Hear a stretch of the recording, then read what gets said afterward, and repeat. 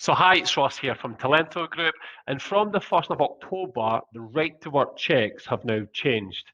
You are now provided only two options for you and your organisation to use when onboarding a new employee to your organisation. Number one is a traditional method, which is you see the person in person and making sure that you tick off everything from having an up-to-date passport or birth certificate, just making sure that they do have a right to work within the UK.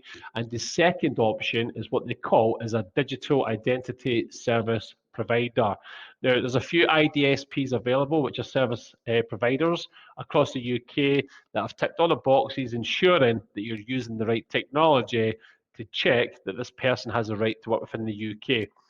If you're looking to find out some further information on this, then we've actually got a full blog article on our website, which can help you and your organisation with this new change in legislation, but also the process and having the right to work within the UK. If you want any more information on this, then please reach out to the team at Talento today, who'd be more than happy to assist you in your endeavours. Thank you so much for your time.